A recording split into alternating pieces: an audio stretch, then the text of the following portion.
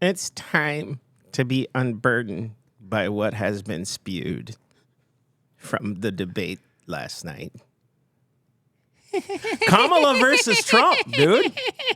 All this and more today on Self-Evident Podcast. Here we go.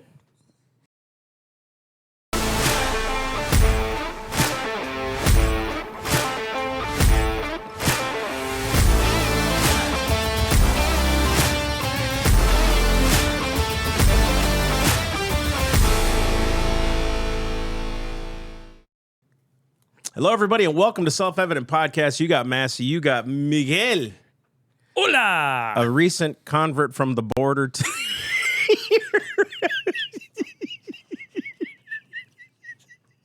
You one of them illegals that Trump was talking about last night where he's doing all the criming? I come to vote for Biden. Thank you, Joe.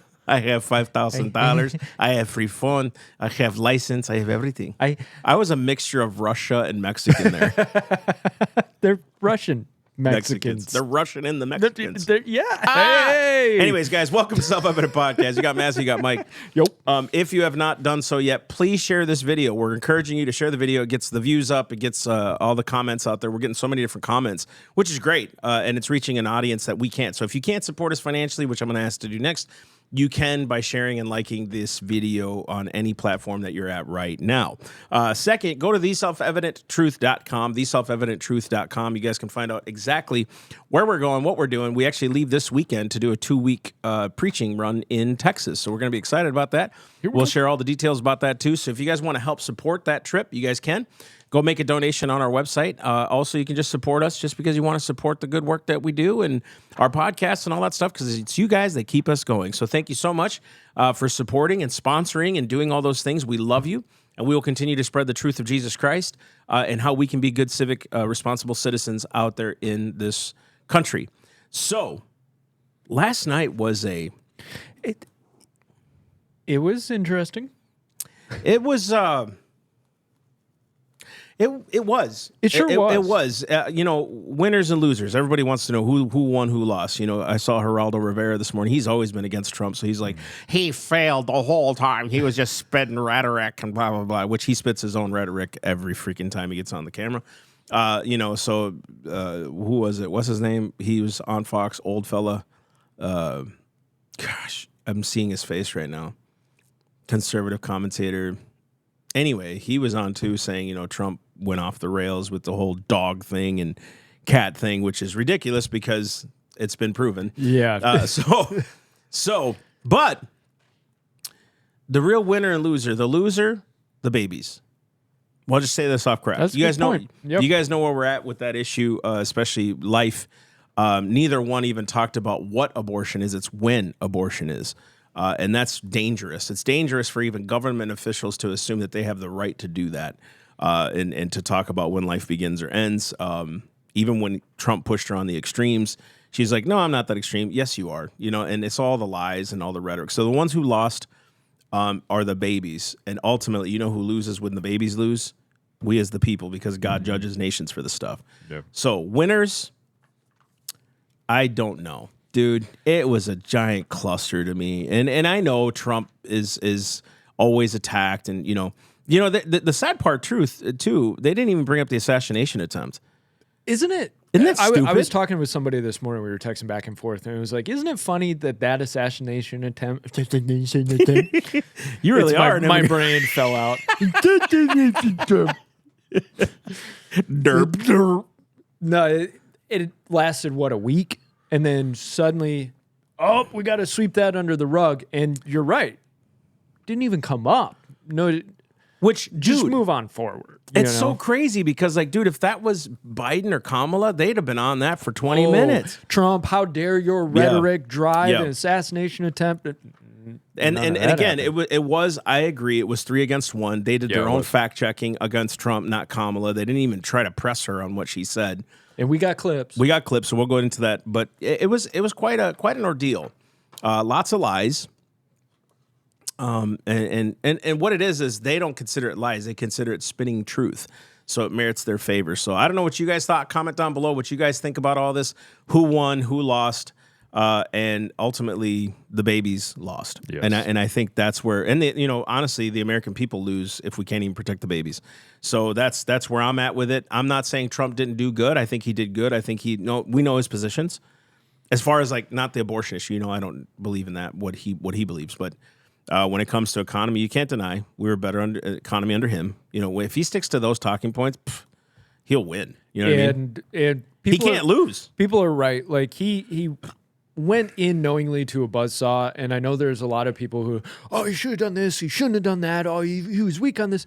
Yeah, he missed chances. I totally agree. He missed chances, he missed opportunities, he got in the muck a little too much. But at the end of the day, kind of what do you expect? It's 3 against 1, and we'll get into some of the questions and the way the questions were posed. It's like, Trump, why do you beat your wife? And then going to Kamala, why do you think Trump beats his wife?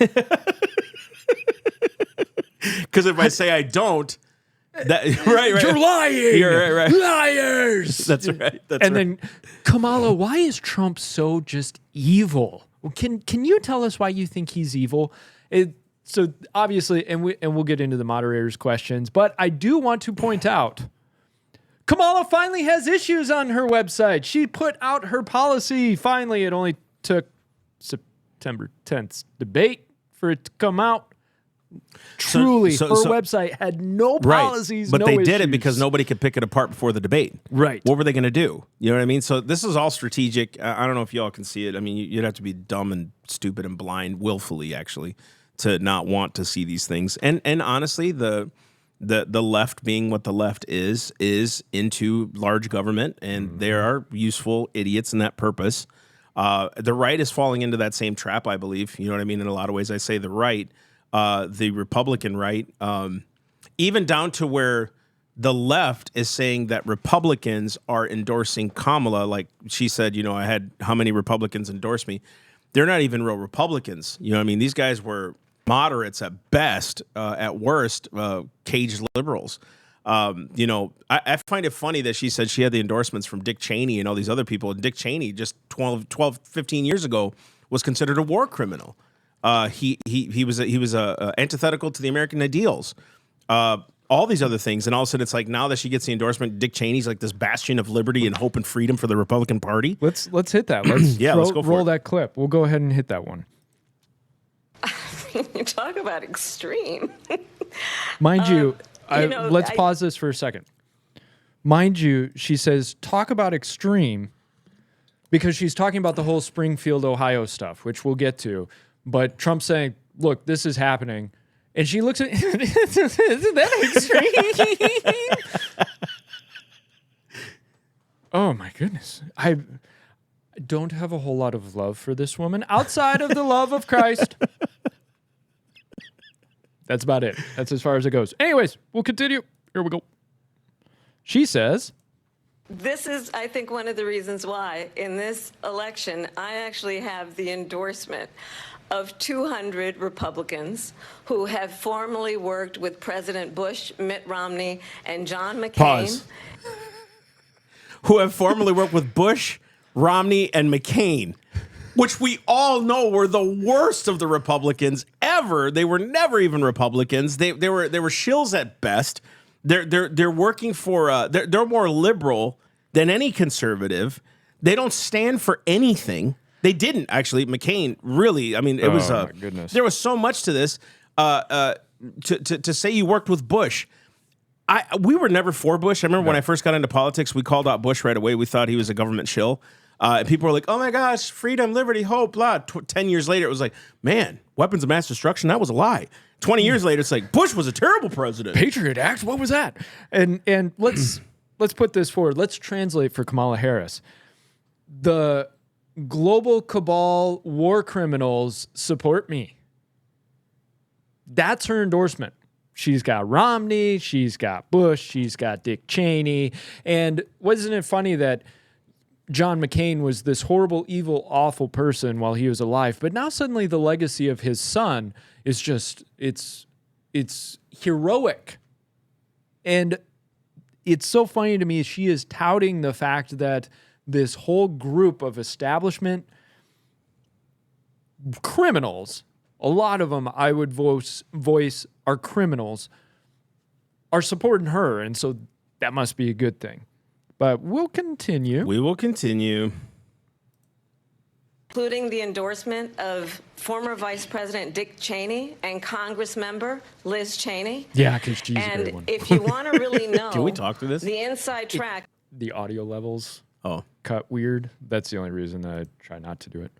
All right. So there you have it. She's endorsed. she's endorsed once again by liberals. I'm at a loss for words here. She got the endorsement of liberals. Why don't you splash that on your front page, Kamala? Way to go, Kamala. Yeah. You got endorsed by liberals. I want her to put up front and center, endorsed by George Bush, because I'm sure your base will love that. and Trump's base will be all the more energized. Oh, good. I know exactly who to vote for then. Wait, you're telling me the guy who pushed through the Patriot Act is endorsing you? By the way, you might lose Democrats for that because there's still Democrats who hate Cheney and Bush. Right? But they support me. Doesn't make sense. Nothing. Anyways, let's go to the immigration stuff because that's fun. Here we go. We're going to turn now to immigration and border security. We know it's an issue that's important to Republicans, Democrats, voters across the board in this country. Vice President Harris, you were tasked by President Biden with getting to the root causes of migration from Central America.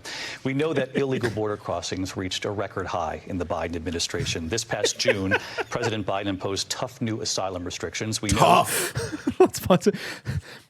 At least he's being honest. Tough restrictions. Yes, no, it's very tough. Very, very tough. A couple months before the election. We continue. Tough. Significantly. But my question to you tonight is why Lies. Yes. Lies. Yes. Lies. Can we play with that for a second? Let's do it. Why did the numbers drop? You may be wondering. They say, oh, well, numbers are now lower than Trump had. Because now they're putting people through ports of entry so that way they don't have to say that they're illegally crossing open borders. That's the only change that has been made. There has not been a we're closing down. And there was Vance was the one who kind of brought this up at first. He was being interviewed by the lady that interviewed last night. I don't even know her name. But she said, but don't you see then that there's an efficient way to do it? And I'm like, well, then if there was, why allow the illegals to come in? If there's an efficient way to do it, why didn't they do that in the first place? By the way, second, what's efficient about having no information about this person coming through the border? Yes. But what is efficient about that? How do you determine that? We will hand money. We will give housing assistance. We will give plane tickets, and we will give cell phones, and whatever else they need. You're saying there's an efficient way to bring them in because they're asylees, right? Yeah. How? What do you know about them? What's their past? Is that really their kid? You don't know, right? So we're just letting them pour across the border. This is completely false, even by ABC. And they do this crap to try to throw you off. It's been the lowest. No, it's not. It's actually even more. All they do is, and they do it with the economy. They do it with throw out a random sector. What they'll do is they'll play with the numbers. So then they can point. Remember this gets memory hold, but they changed the definition of what a recession is so that they could say we're not in a recession. It used to be, 2 quarters of negative growth consecutively. Hey, you're in a recession. Then they changed that. Oh, well, that's not really what it. Oh, that's funny because that's what we've defined it as for the past how many years, decades, for millennia. You're right. And now all of a sudden, well, we need to change the definition. Yes. So you can tell people we're not in a recession. If you couldn't see, this was a lynching in the most egregious way against truth. Not against Trump necessarily, but against truth. I don't know what we're watching anymore. Right. Let's continue. Until 6 months before the election to act. And would you have done anything differently from President Biden on Here, this? softball. So I'm the only person on this stage. Softball question. Do you see how they separated her from Biden? Exactly. So 6 months before the administration finally did something, what would you do differently? As though you're not a part of that administration. That's exactly and in on those right. choices. That's right. That's right. So, softball question, not, hey, why did you wait 6 months prior? Doesn't this look like a political ploy? That's how they push Trump. Right. This was, what would you do? I mean, would you do anything different, Miss Harris? I mean, I just wanted to know, since I have my nose so far up your butt crack, and my job depends on everything I'm asking you right now, what would you do differently? And what Kamala, since you have no policies on your website at all, and you've never even taken questions from the media, what would you have done different? Is there anything from her past we can point to that say she would have done something different? And we will be honest, the guy in office, his brain is leaking outside of his ear, so we can't really ask him. So we'll ask you what you would do differently from the guy who's incapacitated and a complete vegetable at this point. And since he's dropped out of the presidential race and we've not heard from him one time since, what would you do differently from the senile guy? That you're not attached to. You're separate. Yeah. We trust us. We know you're different. As if to know that your administration wasn't his administration. What would you do different, Kamala? By the way, we'll give you 15 minutes to respond to this. Trump, you're wrong. I didn't. You're wrong. Just stop. All right. Continue. Here we go. Who has prosecuted transnational criminal organizations. I for thought the for trafficking sure when I first heard that. She was going to say, I prosecuted transgender people coming across the border. Transnational criminal organizations. They're She didn't. different. It would have been nice to name a couple. Yeah. Like, hey, throw it out there, right? Yeah, tell us. Like MS-13, like this and this and this. I did a lot of work prosecuting those people. Nope.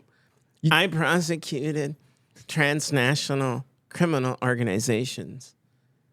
But except the ones taking over apartment complexes. I just want you to see her answer. The question was, what would you do different? Why did you wait till 6 months before the election? Thank you.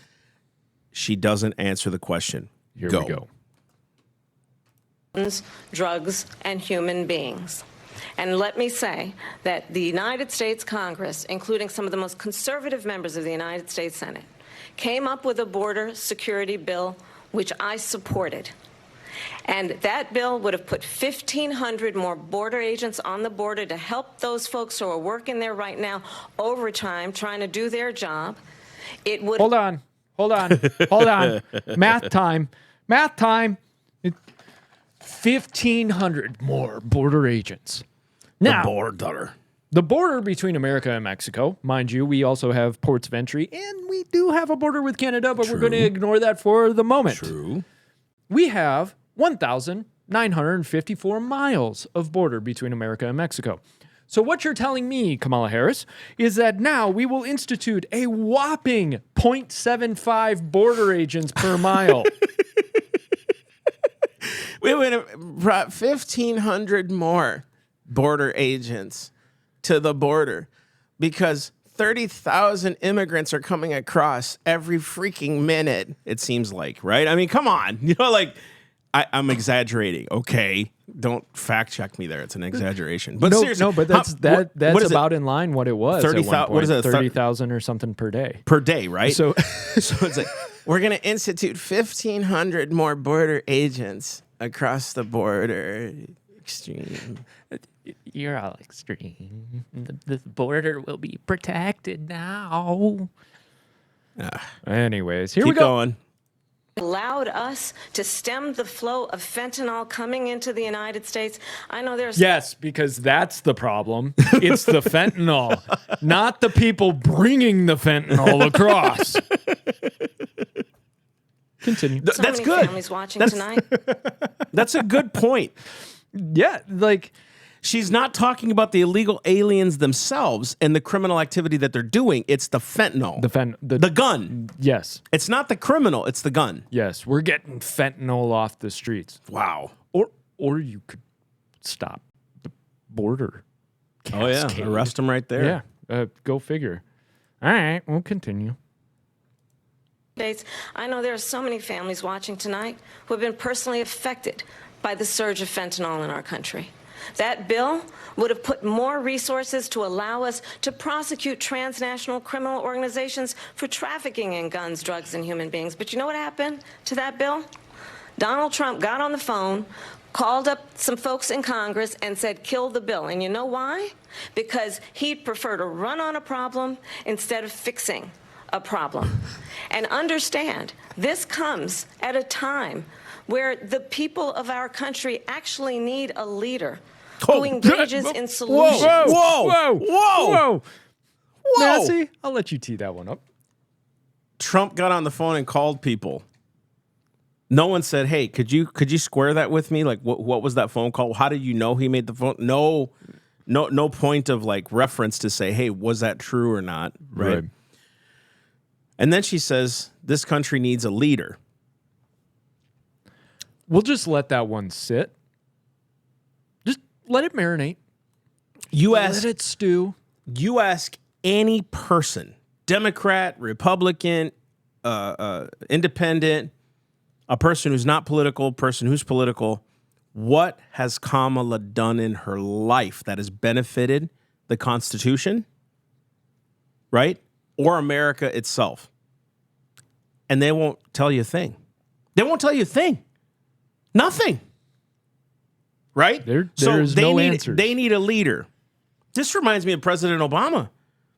A guy who was he was in Congress for 117 days, I think it was like that. something Was really short, community and all of a organizer. sudden, wham! He's just the president of the United States. Yeah. Showed no leadership. He did community organization. Showed no leadership. Showed nothing. And to me, he was a really good talker, not a great leader. He knew how to get people on his side because he's got charisma. Yeah, him and Clinton. He really has charisma. Him and Bill Clinton just knew how to. I've heard this from conservative friends of mine.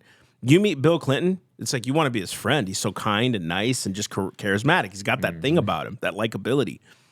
She has neither. Neither does Trump, but she has. I mean, I'm talking about when his public persona. Yeah.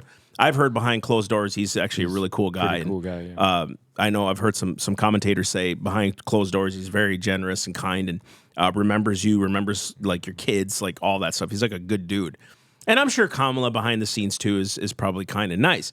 But you look at these two and you go, man, what is leadership proven? Like what is provability? When you look at those two and you think leader, right? Who are you thinking is going to lead? Now you just got It's a horrible Trump. image. Yeah, both of them closed eyes, right? Let us all imagine with closed eyes right now, who's the leader? They're both. That's One what they're dude, at doing. least we could say, has led businesses. And I hate the fact that people say he had 4 bankruptcies.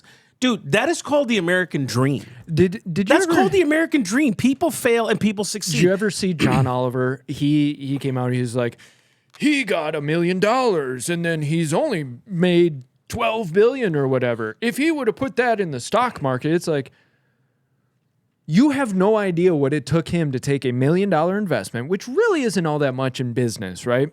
$1 million And doesn't get you grew it much. to billions of dollars. Truth. And went through bankruptcies, went through highs, went through lows. This is what people who don't do business do not understand. That's exactly it. They sit in their armchair and go, well, his business has failed.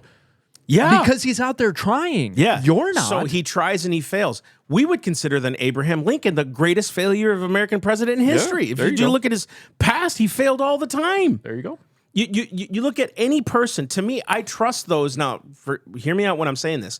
I don't trust people who continuously err in their failures. It's when they learn from those failures and then begin to succeed. That's what I respect. You got to respect a guy who at least put his best foot forward. Here, created jobs for people, right? Did everything he knew to do. I'm sure he's a selfish man. That's what business owners, for the most part, they want a salary that'll pay them because they own a company that's huge. They want to buy their properties and their houses and their cars, and that's what they do, right? You've achieved something. It's a pinnacle thing, right? That's not a justification of lust and greed. I'm saying that's what they think, right? And I'm not saying every CEO thinks that way. But you do that and you go, leader. You look at Kamala and you go, what has she led? I got jokes that I can't make. Well, Tulsi Gabbard went at her with her prosecution record. You know what I mean? Yeah. Like, this is all crap. Anyways, go ahead. Yeah, here we go. Let's roll. Who actually addresses the problems Yeah, not you. And I'll tell you something. He's going to talk Here's the about rallies. immigration a lot tonight, even when it's not the subject that is being raised. Okay, This is the best. So this is, mind you, this is right after the immigration question. Okay, and here's you watch the Tee first this up, half just- of her immigration stuff. This is the second half. She didn't answer the question. Here we go. And I'm going to actually do something really unusual, and I'm going to invite you to attend one of Donald Trump's rallies. The question was about immigration. I don't care about his rallies, but here we go. Because it's a really interesting thing to watch. You will see during the course of his rallies, he talks about fictional characters like Hannibal Lecter. He will talk about windmills cause cancer. And what you will also notice is that people start leaving his rallies early out of exhaustion and boredom. And I will tell you, the one thing you will not hear him talk about is you. You will not hear him talk about your needs, your dreams, and your desires. And I'll tell you, I believe socialism. We're here for you. Yeah, we're going to talk about your issues, your needs, your problems. That's socialism. That is communism. That is Marxism. It's what the government can do for you. And government's role is not for that. It's to make sure that your rights are protected and secure so you can do for you. That's all socialism she's doing. That's all communism she's doing, eventually leading to totalitarianism. That's where she's at. The thing she got off question. She didn't even answer the first part. Second part, she says he's going to talk about things that aren't even the subject matter. What does she do? She attacked him and his rallies and what he says, right? Yes. Let's rehash this timeline. The question was, in the last 6 months, the administration finally started cracking down on immigration. What would you do differently than Biden's little administration? She goes forward and she says, Trump tried to squash a bill. Oh, so now you need a bill to be able to do anything with the border that you guys have opened up wide. That's right. Especially through executive orders and not enforcing the laws that are on the books. So you answer the question by kicking the can to how Trump supposedly scuttled a deal, and I'm not saying whether or not that's true, but let's say it is. He scuttled a deal that never actually solved the border issue. Right. It threw a couple of border agents at a tidal wave of immigrants. Right. Was basically the gist of it. Your second part to your answer is, have you been to his rallies? His rallies are really boring. And he talks about stupid imaginary stuff. I want to talk about you. What about you? Yeah. This anyways, we'll continue. She got off topic. Just a little. Serve a president who actually puts you first, and I pledge to you that I will. Vice President Harris, thank you. President Trump, on that point, I want to get your response. Well, I would like to respond. Let me just ask. Vice President Harris. Thank you so much, Vice President Harris. Thank you so much. I'm so moved. I'm just President Trump, why are you evil? Yeah. Why are you a douchebag, dude? Yeah. Why? That bill, and successfully so, that would have put thousands of additional agents and officers on the border. First, let me respond as to the rallies. She said people start leaving. People don't go to her rallies. There's no reason to go.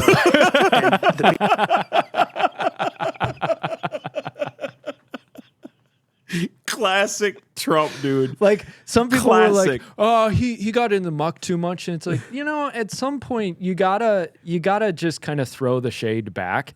And I think that was a perfect time for him to kind of throw that shade of That was nobody perfect, goes to dude. It hers. was At least they come to perfect. mine. So, all right, we're continuing. It was perfect. That was a perfect shot. Good for him. People that do go, she's bussing them in and paying them to be there, and then showing them in a different light. So she can't talk about that. People don't Look leave at my her. rallies. We have the biggest rallies, the most incredible rallies in the history of politics. That's because It's all people about want to me. take Me.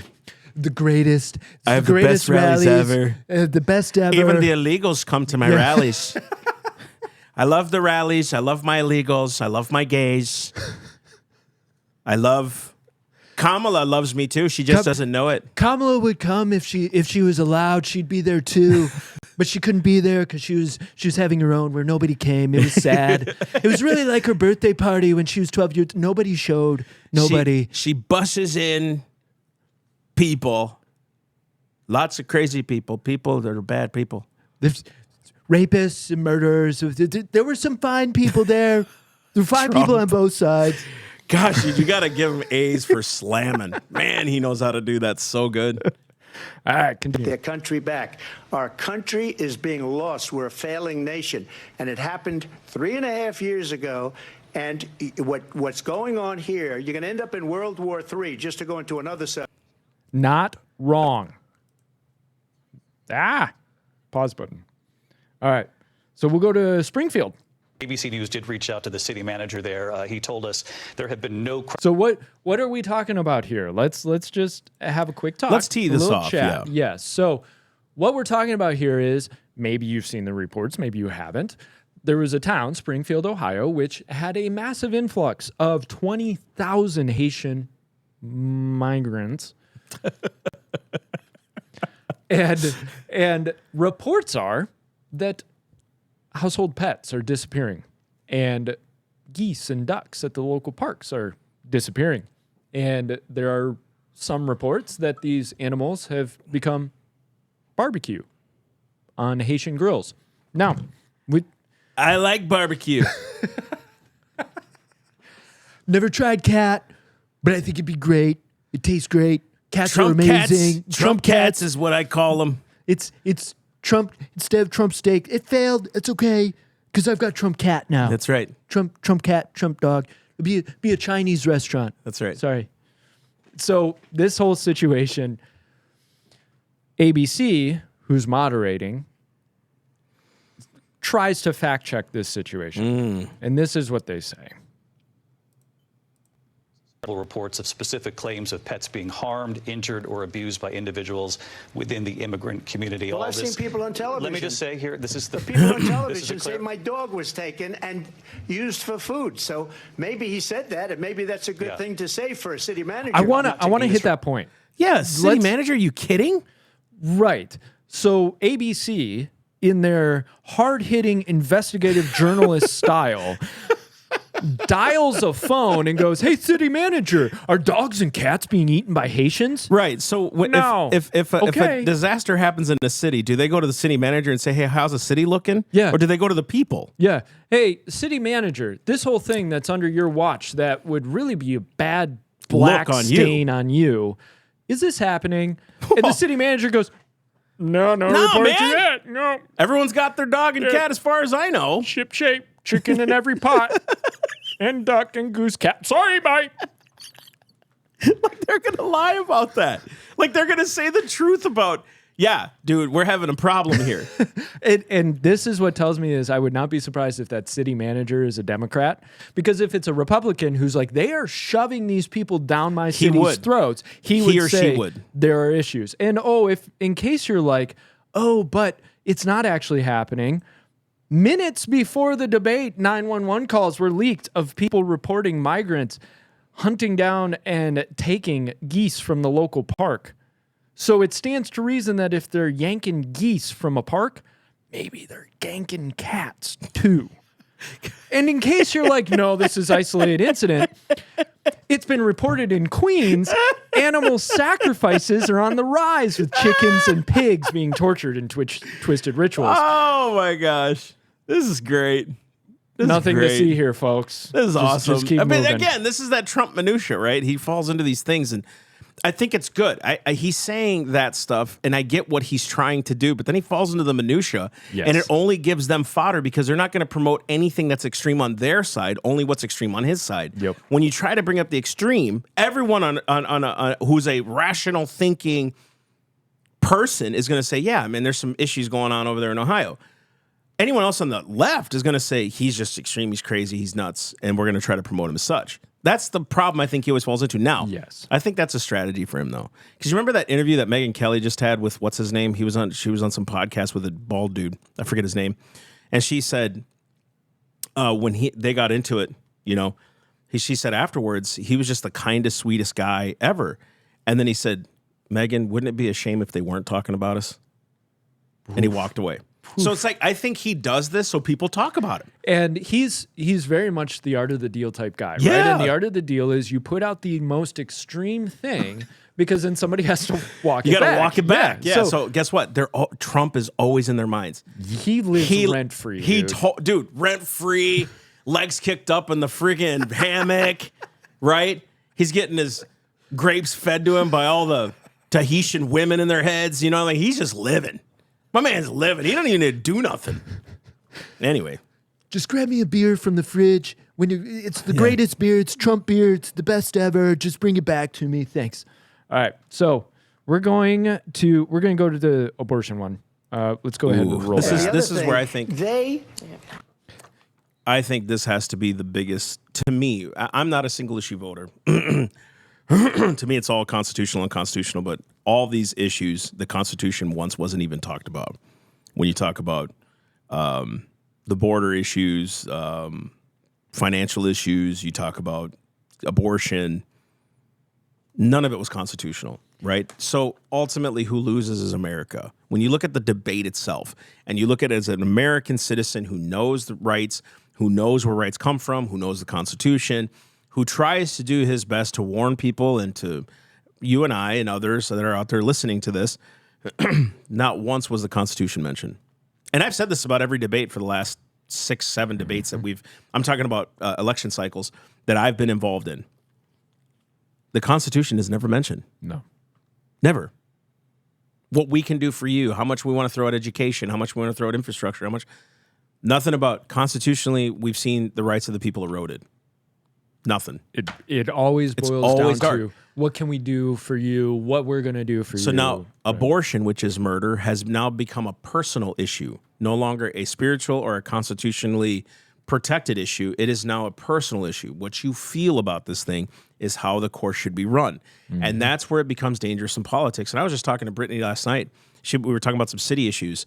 And the debate is, do the people then have the ability by the majority to say, even if we want to destroy ourselves, you should vote city managers in our favor because we want to destroy ourselves? Or is it the city manager's job to say, I know you want to destroy yourself, but constitutionally I can't do that. So I'm not going to do that, okay? Right. So it doesn't matter what you want. I have to follow the laws. That's the difference between a nation of laws and a nation of men, right? Right. So when we put forward the Constitution is that standard, that framework by which we're all supposed to operate. It's just like if you have a business, you have rules, procedures, you have logistics of how your business is going to run. 100%. So if your salesman is going against the procedures of the business and how the business operates, 100%. you fire your salesman. And if the boss is asking the salesman to do something that is against what the business is supposed to operate, the salesman should actually come back to the boss and say, no, that's not how we do things here. That's not the rules of our business. That's not our operating procedure. And all the more, the Constitution is that where the representatives should look at us and go, I can't do that. You're asking me to do something that is not constitutional. This is not within the framework. I would be breaking the law by doing what you're asking me to do. 100%. And that, let's just start off with that premise, right? When it comes to this issue of abortion, it doesn't matter what the majority wants. It's what the Constitution allows. And it does not allow for the governments, any government, to vote on when life begins or ends. Right. None. So this is not even a state's issue. This is a we're killing people issue, right? And so what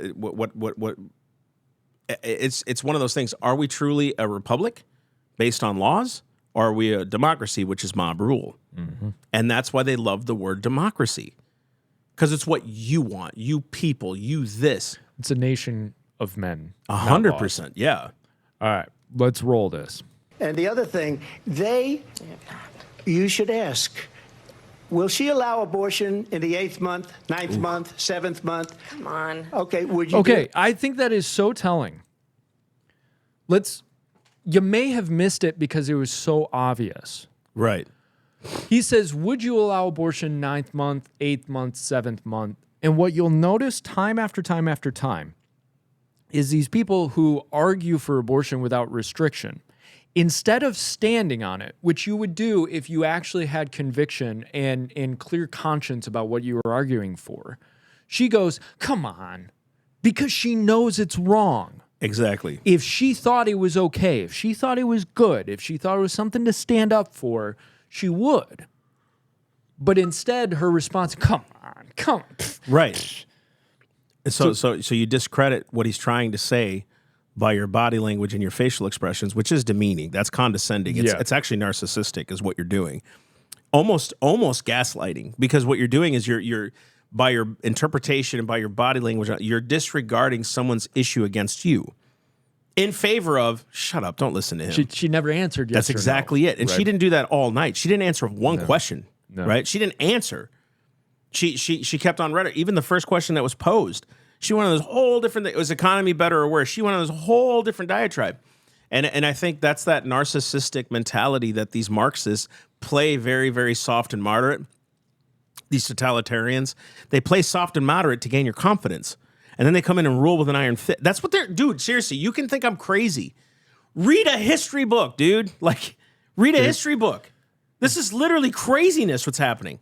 There is an art to lying, and most people don't believe that they're actually could be lied to. They don't believe that somebody else could be evil enough to lie to their face about something. Satan himself will not come to you with like a friggin' pitchfork, a tail, and horns, and in a grotesque way and say, follow me. He's not going to do that.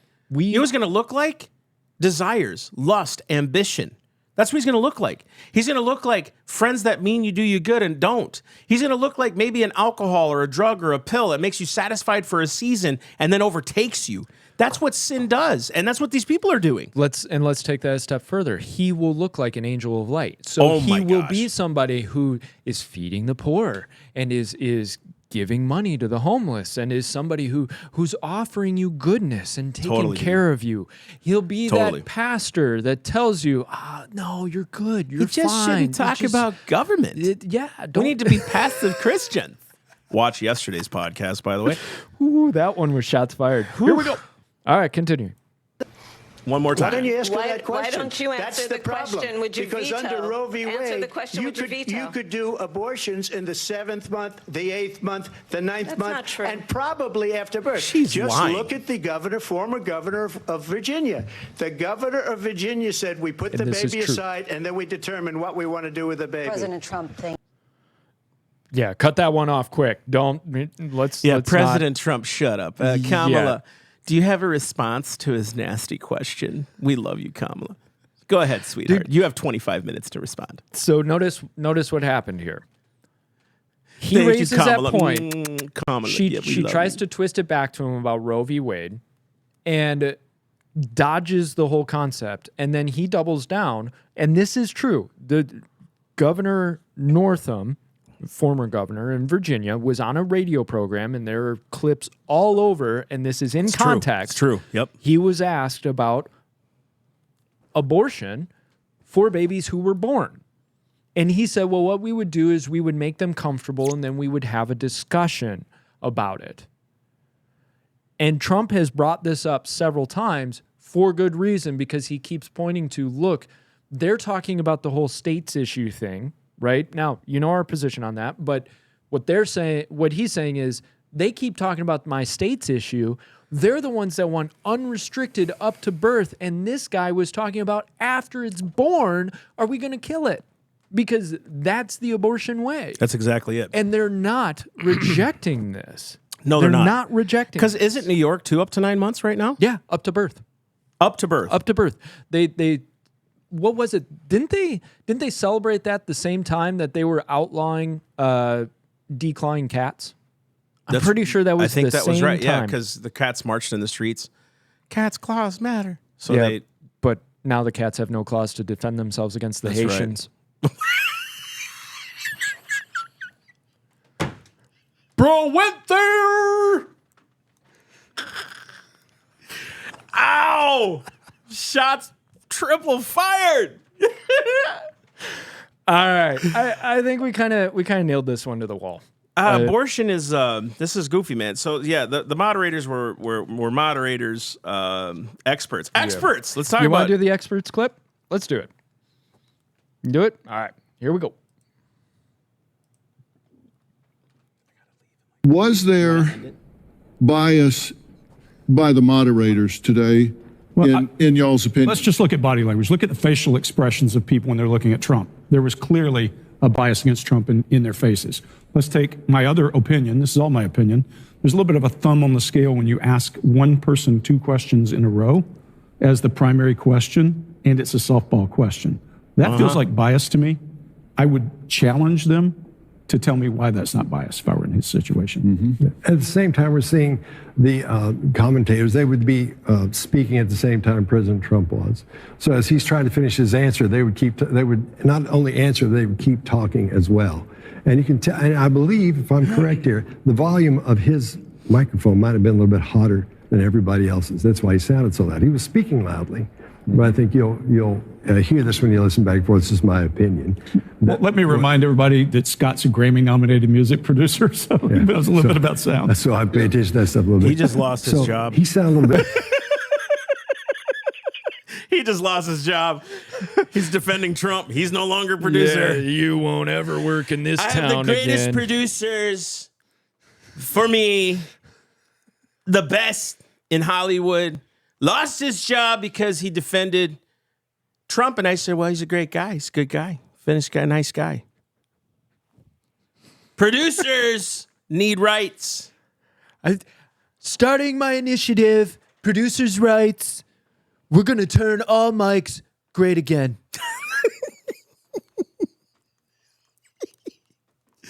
They're right. Everything they said was right. It felt so lopsided. You can't even deny it. And people will deny it on their side, obviously, because they want to do that. But that's just how it And goes. that's basically the gist of that clip is you've got body language experts. You got guys who are telling you, nah, this was screwy from our expert opinion. And they kept saying, look, this is our opinion. But they're right. They're right. This thing was a railroad project. Trump knew what he was stepping into. And of course, when there's been offers of other networks doing it, Harris's campaign obviously have said, no, we can't do that. We can't do that. So where do we go from here? Who knows? Who really knows? There's this type of thing. If you see another debate, it's most likely going to be very similar to this. And the hard part is people don't actually get much out of these things. It's all posturing. It's mudslinging. It's how horrible can you make the other person look. There's a bunch of psychoanalyzing going on and deep dives into body position and words said, words not said. So, but at the end of the day, our position on something like this is, well, you could laugh a little bit and recognize that, like Massey was saying, there's no discussion about the Constitution. It does not come up. It's not an issue. Nobody cares about it at this point. And when you use that as your guiding light, you go, okay, what are they actually talking about in terms of what they can and can't do, what the Constitution is, what the law says and has established? Instead, it becomes, what programs can I put together? What problems am I going to solve?